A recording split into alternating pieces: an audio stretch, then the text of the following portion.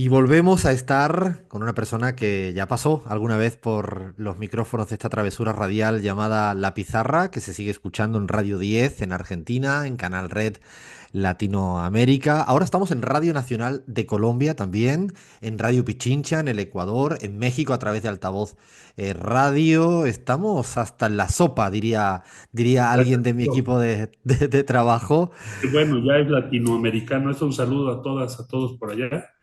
Y gusto verte. ¿Cómo están todos? ¿Todo bien?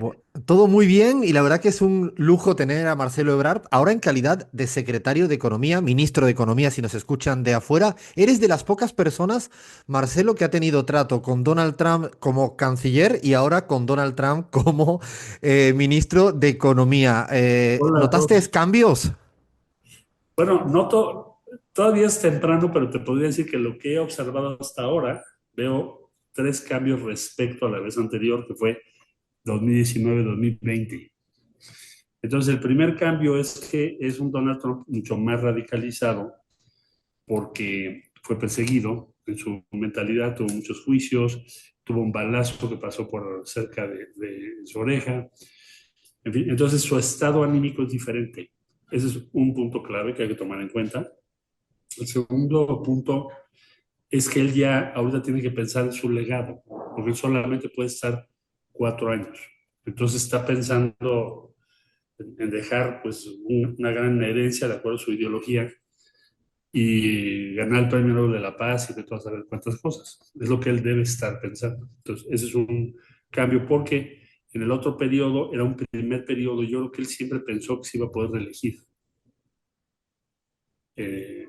Entonces, bueno, pues tomó algún tiempo tener experiencia, en fin, ¿no?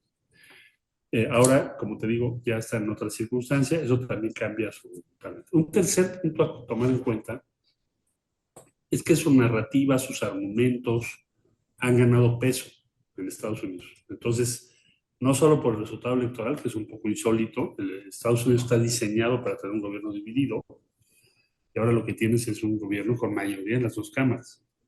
No solo por eso, que es relevante, sino porque la narrativa opuesta es dispersa ahora y están teniendo dificultades para colocarse en todo caso al mismo nivel que la narrativa de él. Entonces tiene una posición pues no hegemónica, pero sí predominante. Él está definiendo la agenda de Estados Unidos. Entonces, esos tres temas, el último, del avance en su narrativa, es un cambio muy importante de la vez anterior. La vez anterior había muchas dudas en el Partido Republicano, una parte de la sociedad no veía bien eso, en fin. Y ahora como que ya se normalizaron muchas cosas, ¿no?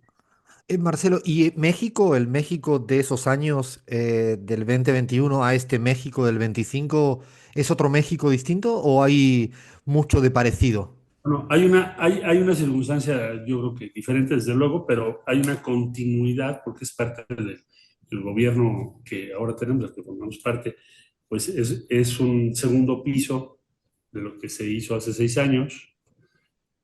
Y estamos en la circunstancia muy peculiar de representar el gobierno de izquierdas con más respaldo popular del continente, siendo vecinos a la vez de un líder muy del populismo de derechas, también con el mayor respaldo y el mayor poder.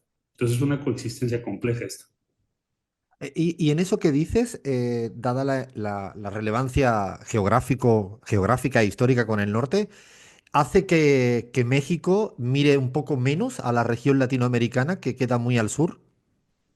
Yo creo que nosotros siempre debemos ver y hacer el esfuerzo de reducir o administrar, regular, sería la palabra exacta, la fuerza centrífuga de una economía tan grande como la que tenemos. Porque nosotros nuestras exportaciones, para darte una idea, más del 80% son Estados Unidos. La integración de la economía mexicana en Estados Unidos ha ido creciendo cada vez más. Eso parece imparable. Eh, pero sí, no podemos olvidar que somos parte de América Latina y eso debe ser un esfuerzo permanente. Es un dilema, pero es un esfuerzo que tienes que hacer. Marcelo, en este momento del que se ha hablado mucho, dicho mucho, la ida y vuelta de la relación actual, en este periodo chiquito de Donald Trump, aranceles sí, retrocedo a cambio de, ¿cuál es el estado actual de la situación en materia comercial, política, económica y social del gobierno mexicano en relación a Trump? Bueno, yo diría, primero habría que ver los elementos de fuerza que explican por qué la relación tiene que moverse con ciertos límites, a pesar de la narrativa y la contienda mediática que siempre es importante. Pero ¿cuáles son los elementos de fuerza de México, diría yo? Bueno, primero tienes 38 millones de mexicanos en Estados Unidos. Eso es gigante, ¿no? Eso es una influencia cada vez mayor. ¿Qué ha pasado con esa comunidad? Pues cada vez tiene más ingresos, sus ingresos por medio han subido, su importancia en la sociedad norteamericana cada vez es mayor, etcétera, etcétera. Entonces esa impronta y ese número, pues te determina un cierto límite a lo que puedes hacer y no hacer, porque tiene costos allá. Segundo, la integración económica de México y Estados Unidos. ¿En qué consiste esto? Bueno, cada dólar que exportamos, nosotros somos el socio número uno de Estados Unidos. Rebasamos a China ya hace algún tiempo y seguimos creciendo. Tú analizas un poco cuál es el comercio que hay. Hazte de cuenta que es lo inverso a los 80 cuando estábamos en la escuela.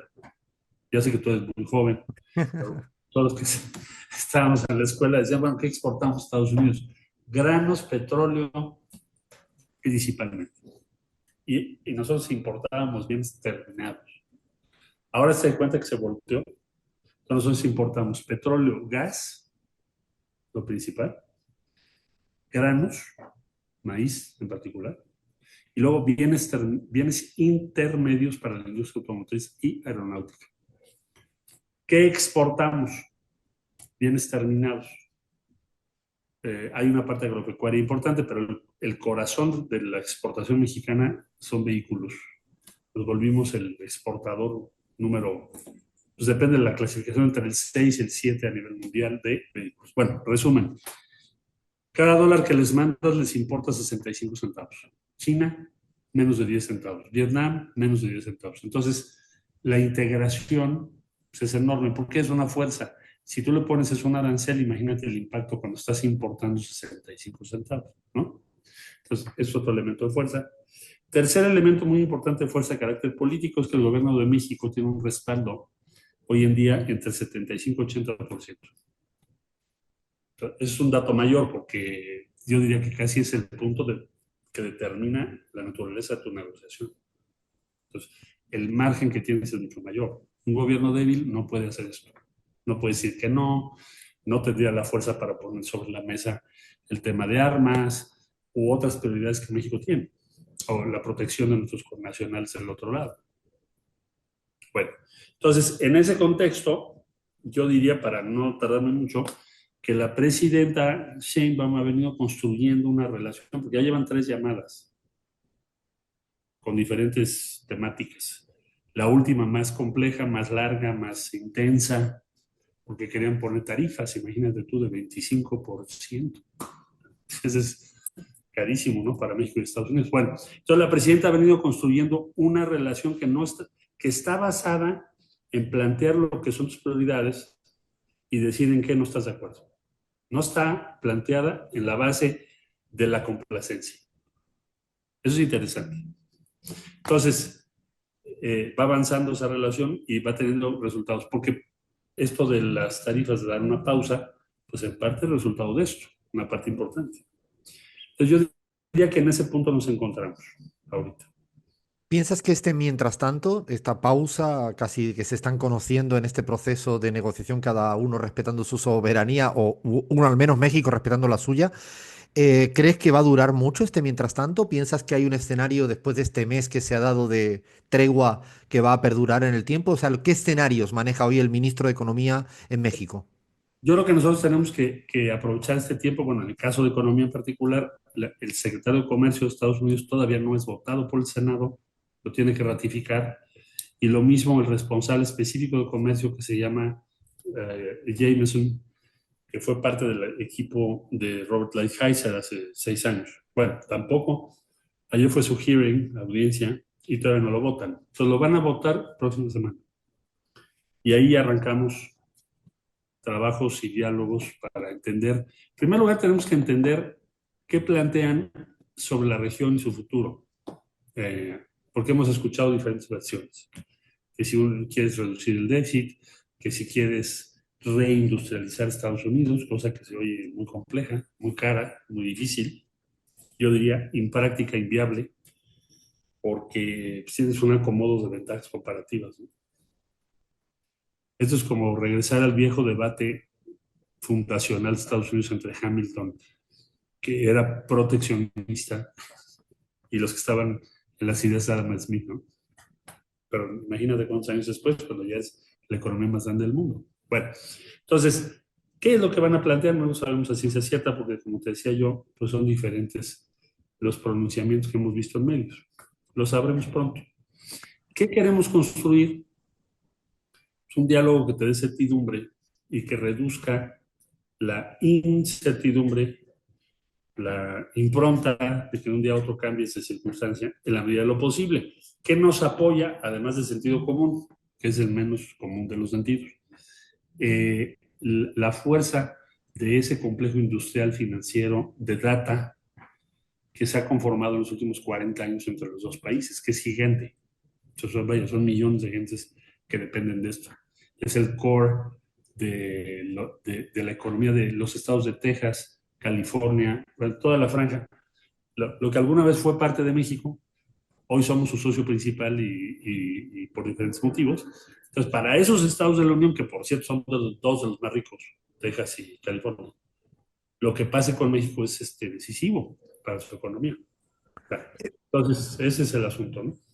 Marcelo, más allá de la declaración pública de Donald Trump de plantear el tema migraciones y droga, fentanilo, ¿cuánto hay de la relación que tiene México con China para su preocupación y su arremetida?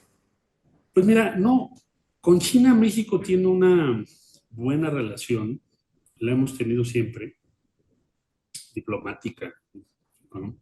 Nosotros no tenemos gran inversión china en México. La inversión china aquí es de menos del 1% del total de la inversión extranjera. Número uno. Número dos, las importaciones que provienen de China principalmente se efectúan por la industria automotriz. Son bienes intermedios o terminados. ¿Cuál es la importación principal que tenemos de China en cuanto a vehículos? Para tu sorpresa, no es BYD, Mm. es General Motors. ¿Por qué? Porque tienen en China una planta que hace un vehículo que es digamos, le dicen baja gama, para decir elegantemente el más barato, que es el que se acomoda al mercado de nosotros. Por eso lo traen de allá. Entonces, yo creo que todo este rollo del backdoor y que China y que quién sabe qué, es para debilitar nuestra posición de negociación de entrada. Mm. Ese es el objetivo. Porque si tú ganas esa narrativa, casi llegas en falta. Es que no sé si te ha pasado que dejas de ver un tipo que no te ha hablado en 2 años, que es un buen amigo tuyo, ¿sí? Te lo encuentras y aquel te dice, me tienes abandonado, amigo. Nunca te habló. Para ponerte en desventaja moral, ¿no? Es parte de una negociación, Es ¿entiendes? parte, es De un parte marco, de un frame. de decirte tú, eres el backdoor China, quién sabe cuánto, para que entres en desventaja en la mesa. Pero esto es totalmente falso. Además, nosotros no podemos exportar a Estados Unidos por el tratado que tenemos. Si no cumple las reglas de origen. Entonces, a ver, otra pregunta. La planta de vehículos chinos, que por cierto son muy buenos, sus vehículos, la única que hay en Norteamérica está en California, es de BYD. Tesla, que compramos en México, vienen de China. Los arman y los mandan para acá. Entonces, hay mucho de argumento, narrativa política para estar en ventaja cuando haya una negociación comercial. Para una reflexión más política, para ir terminando, Marcelo, ¿crees que esta nueva derecha, populismo de derecha, es muy diferente a la derecha de hace 30, 40 años? ¿O Mucho. tiene, no sé, muchas similitudes y a veces uno pierde la perspectiva histórica? Bueno, yo creo que tiene otra forma de comunicarse, representa otros valores. Yo lo comparo con Reagan, otra vez volviendo cuando estábamos en la escuela, ¿no?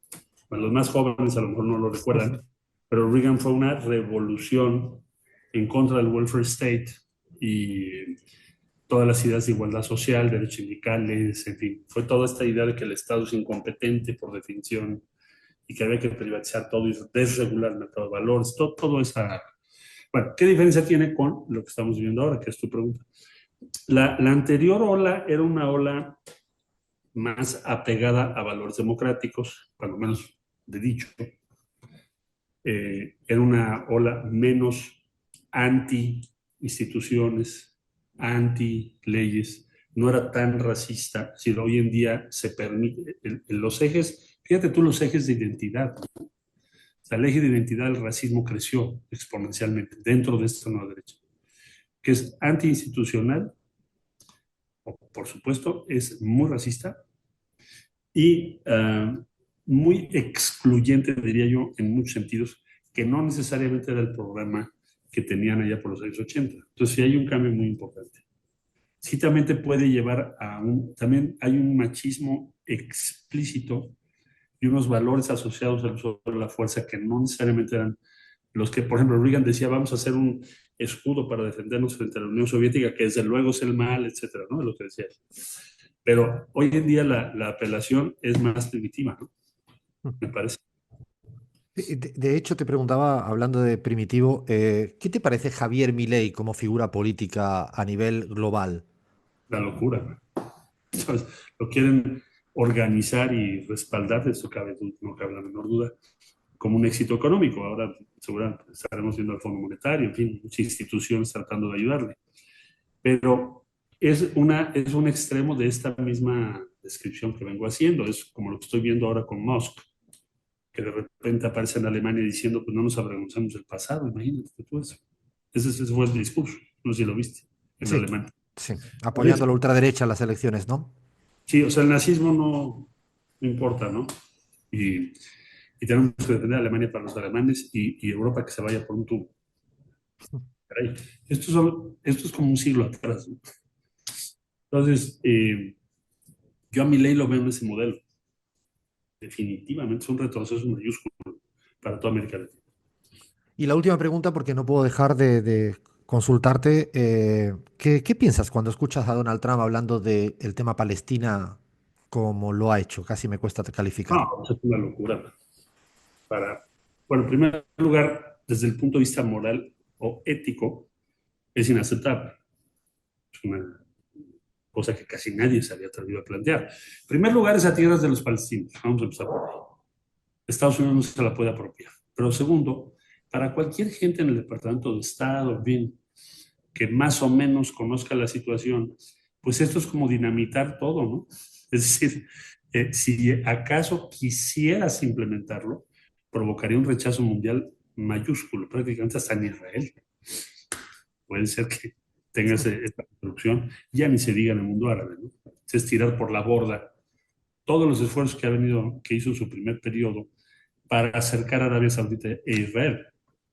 En el momento que tú hagas cualquier cosa como la que plantea, es imposible una reconciliación, amén de toda imagínate tú, meter a los Estados Unidos en un conflicto de esa naturaleza. Va en contra de todo lo que él mismo ha venido diciendo. Yo no lo veo viable. Lo veo, lo veo como una ocurrencia, como esta forma de pensar como negocio, ¿no? O sea, quito a la gente, hago Doris Trump o algo así, enfrente del mar, lo vendo y es un gran negocio, y todo el mundo feliz. Está hablando el desarrollador, lo que entendí de lo que dice, y yo creo que su propio gobierno va a tender a salirse de ese planteamiento lo más pronto que pueda. Cosa muy distinta sería si dijera Estados Unidos va a respaldar la reconstrucción para que el pueblo palestino tenga un futuro. Bueno, eso cambiaría todo el cuadro, lo que hemos estado acostumbrados a escuchar, ¿verdad? Pondría a Estados Unidos en una gran posición, si ese fuera el caso, ¿no? Es decir, les voy a ayudar a que reconstruyan pues la franja y que tengan un futuro económico y Estados Unidos va a respaldar, bueno, eso sería otra cosa. Pero eso que dice yo lo veo inviable, costoso, y no creo que tenga consenso ni en su gobierno. Me alegra escuchar eso. Y para terminar, Marcelo, ¿qué mensaje le daría a buena parte de la región latinoamericana que ve el ejemplo mexicano donde existe poder económico en contra de este gobierno medios de comunicación en contra, poder judicial en contra, un vecino que a veces lo pone complicado y a pesar de todo esto y de redes sociales que existen, pues tenéis un apoyo ya en las urnas por el 60%, con diferencia de 30 respecto al cambalache de siglas que se organizó como frente opositor. ¿Cuál es el mensaje para la región que a veces duda de la izquierda, del progresismo, de este tipo de procesos? Yo creo que la gran lección que nosotros tenemos es mantenernos cerca de nuestras bases. Ya sé que se oye, lo has oído 20 veces, ¿no? Pero si no nos separamos de lo que son los sentimientos de la mayoría que nos respalda, vamos a estar a salvo. Caso contrario, sí tenemos un problema muy serio. Es decir, el problema es cuando tú empiezas a tomar medidas, decisiones tambaleantes, zigzagueantes, complejas, la gente también dice, bueno, pues no eres de fiar, ¿no? Entonces, no estoy hablando de que no tengas a veces que hacer una negociación, hay que ser abierta. Oye, tuvimos que negociar esto así y así, defendimos esto, en fin. Pero mientras la gente tenga la confianza depositada en que vas a ser leal a la causa que representas, tú estás a salvo. Eso parece muy primitivo, pero es lo que tenemos que hacer. Y es lo que hemos hecho. Bueno, mil gracias Marcelo Ebrard, secretario de Economía de México, por estar aquí en los micrófonos de la pizarra con esta conversa. Gracias, Marcelo. Gracias a ti, suerte por allá. Un fuerte Suerte, abrazo. Chao, chao. muy bien, chao. Chao, gracias.